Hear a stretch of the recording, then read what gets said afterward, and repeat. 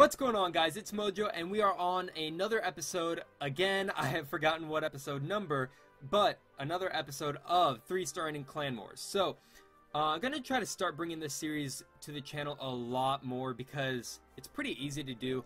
Other than my recent kind of cold streak, I call it a cold streak because if I don't 6-star in a war, it's pretty disappointing in my, to my standards. It's not very often that I don't 6-star on my Town Hall 9 account, at least. And I've had, like, I think 3 or 4 wars in a row that aren't 6-star wars. And now, last war, I had a 90% and a 99%. So, I mean, things could have gone better, so I still am mad at myself. But anyway, that's neither here nor there.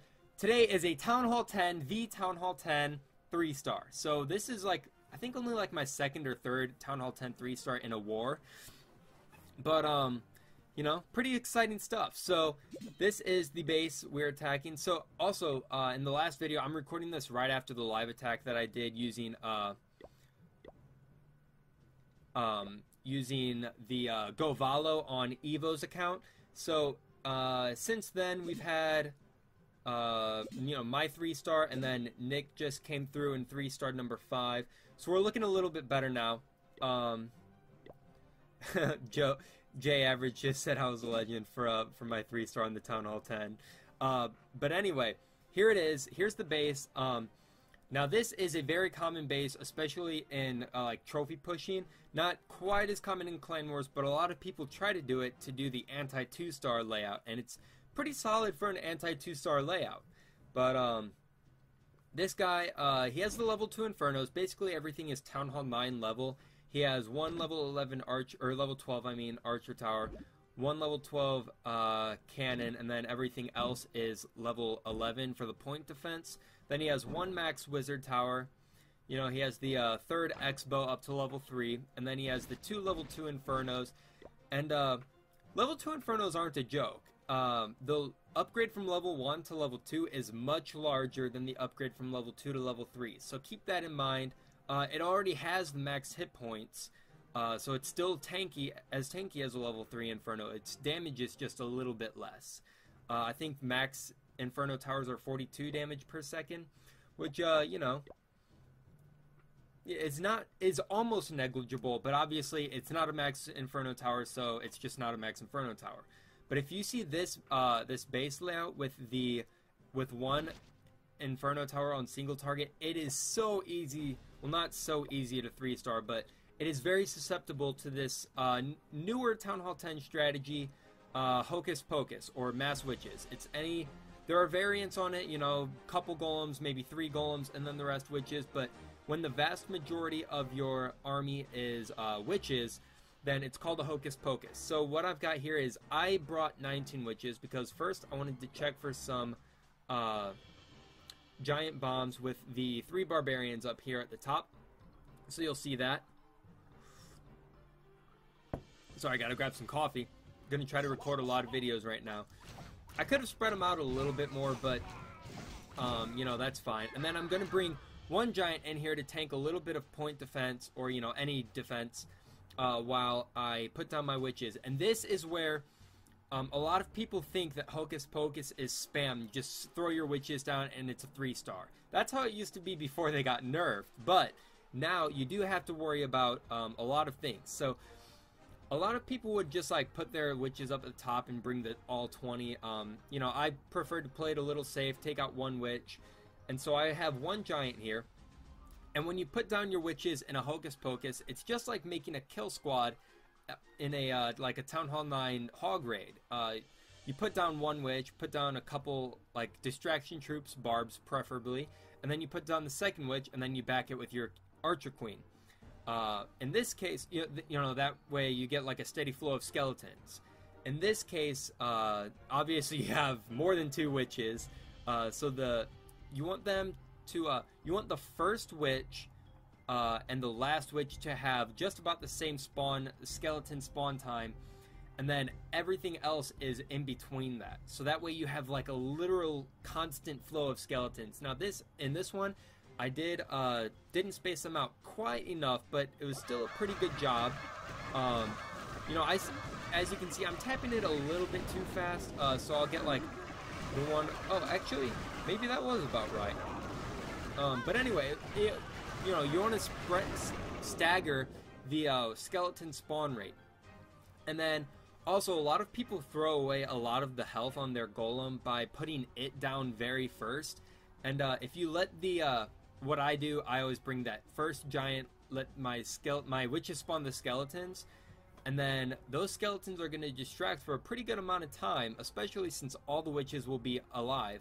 And then you can put the golem in behind the witches because it'll get in front of them anyway. But you want the skeletons to take some of the heat off the golem so it stays alive for a lot of the raid and tanks a lot of the splash damage. So, you know, make sure if you guys are going to try Hocus Pocus, you don't just throw away your golem. That is a big mistake that I see in a lot of Hocus Pocus raids. And also, the staggered skeleton spawn rate is another huge thing because if you put all the skeletons down at the, or switches at the same exact time and they spawn skeletons at the same exact time, all of those skeletons that are spawned are going to go to the same exact spot. You know, just like hogs, maybe a couple will veer off, but it's even more eminent with these witches because they target they don't target defenses, so they don't split off as much if they all spawn at the same time. So you want some to go to the right, some to go to the left, and then a good chunk to go to the middle. I did bring one free spell for this multi-inferno, even though 19 witches can often just overrun it anyway if you just bring the rage. But I brought the free spell because I didn't really have too much use for a third rage. I used my King's ability to help take out the Clan Council troops as the poison spell was taking them out. So that's the biggest use of the Barbarian King ability in this kind of attack strategy. And then as you can see, my Archer Queen has barely taken any shots. I think the most damage she's taken is from traps. No, actually I don't think so. I haven't seen a giant bomb hit her yet. So maybe the Archer Queen doesn't get focused very often. I'm going to pause it. The Archer Queen doesn't get focused on very often because just like in a kill squad at Town Hall 9, your Archer Queen sits back farther than the witches, and not only does she have the witches in front of her, she has all that wall of skeletons. So your Archer Queen is not going to take very much damage. So Archer Queen ability is very key in this attack strategy. You want to use it during one of two times, or if in this raid those two times were kind of combined into one, so I really got a lot of use out of her ability. Option number one is to use her ability to take out high hit point structures such as the Clan Castle, storages, or you know, like an Expo, Inferno Tower, or even maybe like an air defense if there's not too many high hit point structures around. Then option number two is to use it to speed up the time that she'll take out splash damage. So here, there's a mortar, there's a wizard tower, and there's 3 high hit point structures around. Perfect time to use the Archer Queen ability as soon as she gets focused on those things. So, gonna take out the builder hut, actually I'm gonna let her take out the mortar first because the mortar isn't too threatening. They like 3-shot, I think, witches. But anyway, I use her ability to take out that elixir storage very fast and then basically 2-shot that wizard tower. And the reason some of you might be asking, why would you want to use it on high hit point structures? Well, those high hit point structures are going to hold up your skeletons for a long time and make them very susceptible to the splash damage. So if your Archer Queen can take them out fast so that the skeletons can just keep moving, you're going to be in pretty good shape. So obviously, number one threat in a Hocus Pocus is, well actually not even obviously, but the top 3 threats are going to be Wizard Towers, level 7 and up, because those will take out skeletons in one shot, multi-Inferno Towers, and then also Clan Castle troops sometimes, depending on what's in there. Valkyrie can do a decent amount of damage, maybe like a dragon or a lava hound. The pups could spread out and take out some witches. But overall, mortars aren't too much of a threat. They can take out a big group of skeletons, but often they miss because skeletons are pretty fast as long as they're not locked onto those high hit point structures.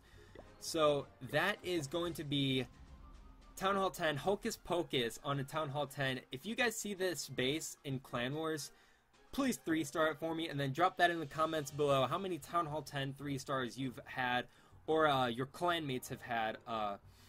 If any of your clanmates are looking for a new way to 3-star this really common base, definitely bring them to this video, have them check out the channel in general.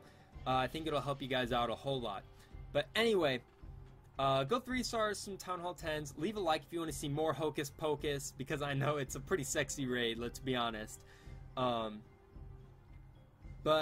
that's pretty much the end of the video, guys. That's all I'm going to have for you. So, thanks again for watching. Hope you have a great day, and peace out.